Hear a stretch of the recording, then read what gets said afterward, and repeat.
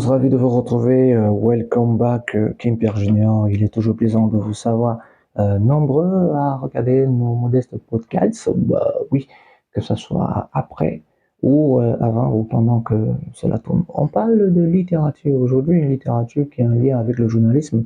Alors qu'il y a de cela quelques semaines, elle me parlait de ce projet qui les a réunis. Le projet est baptisé L'antenne de nos 30 ans. Le premier mot qui était venu au bout de mes lèvres, c'était félicitations.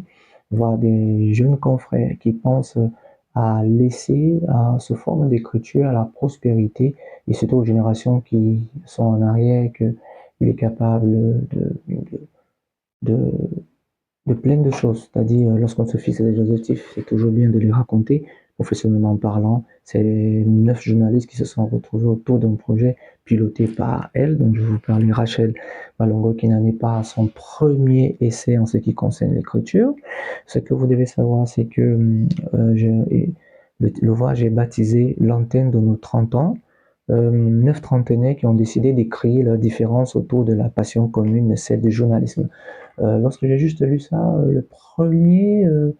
euh, les premiers jets d'inspiration qui sont venus pour pouvoir rédiger l'article intégral sur www.kpgvn.com, c'est de journaliste à auteur. Je me suis arrêté là. Journaliste à auteur pour présenter d'ailleurs ces 9 figures.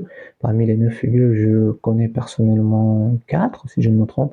Rachel Malongo, qui aujourd'hui est responsable communication au sein du Sénat euh, et des relations publiques aussi, des relations presse si vous voulez, mais aussi la consoeur aînée, Albertine Bichaka, directrice de publication de Santé Plus, et avec qui j'ai eu la chance de collaborer au sein du Boulanodet, notamment au volet de la télévision 4 et à Big News One où elle a été directrice de l'information. Georges B. Onanena de Kalak FM, BBC, TBC, RFI aujourd'hui. Et voilà, et Steve, oui, Steve Jagger, qui est cet aîné que j'écoute religieusement chaque matin à les matinées de la CRTV. Eh bien, sachez que le projet raconte l'histoire autrement, le plume, le visage, ils parlent ici de leur expérience et cela tombe bien.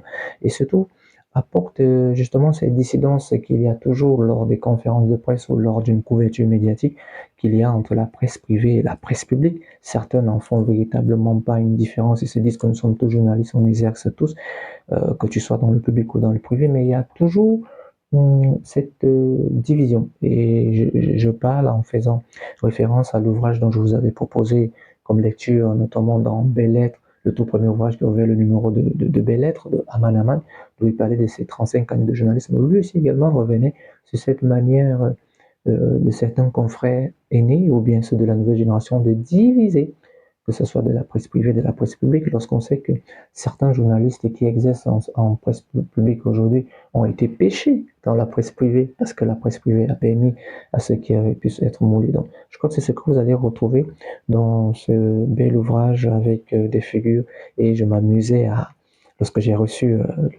cette image-là, la première de couverture, je m'amusais à dire à Rachel, oh là là, qu'ils sont beaux dans le bleu Mitterrand. Vous avez remarqué que chacun d'entre eux a une touche bleue.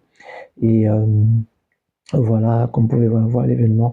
Nous, on va poursuivre cet événement. Rosine Gweni, rédactrice en chef de KPG Venancom, a déjà eu à rédiger un article pour présenter. Et après l'article, on fera d'autres sorties, comme ce podcast, comme ces capsules, parce que la date même qu'il faut noter et consigner dans vos agendas, c'est celle du 6 mai.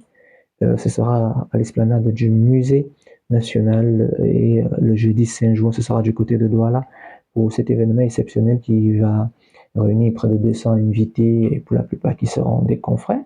Et je vais revenir justement sur les noms. Les visages à l'antenne, j'aime bien ce jeu de mots, avec Rachel Malangor, journaliste qui a bossé énormément du côté de la CRTV et qui aujourd'hui est chef de division, voilà, c'est ça, c'est l'indicatif approprié, chef de division commune des relations publiques au Sénat. Vous avez Aimé Catherine Moukouri, journaliste, rédactrice et productrice, qu'on a rencontré au Salon international de l'audiovisuel où représentait alors son, son nouveau projet qui est abrégé S1C, Studies for Cultural Networking, et le projet en cours. Vous avez également Steve Chega Ike Bengue, dont je vous parlais, grand reporter à la CRTV, et que tout le monde connaît avec ses belles chroniques culturelles. Vous avez aussi Yves Martial Chenke Tongue, qui est le CEO de Mediatur, de cette plateforme qui traite de l'actualité des hommes de médias, Albertine Bichaka, journaliste et présentatrice, qui s'est imposée dans les débats qu'on a chaque dimanche. Richard Bionanina de Kalak FM, correspondant de RFI, étant passé par BBC, RFI, mais aussi également Régine Gladys Lobouda, grand reporter à la CRTV, réalisatrice. Elle a d'ailleurs eu des récompenses et suit sa formation. Je crois que son dernier film, Allô Maman, que je vous recommande, a reçu la mention spéciale à la 28e édition des écrans documentaires du côté de l'Hexagone, c'est-à-dire en France, et Alix Félix, journaliste animateur radio, TV, il a été le directeur d'antenne de radio, à la fois, il est toujours, pardon, et Laura Dev, oui, comme on connaît tous avec Laura Dev Media, Laura Dev Production, qui est aussi également au Salon international actuel de l'audiovisuel au Cameroun. Donc je vous invite à vous y rendre si vous êtes du côté de Douala.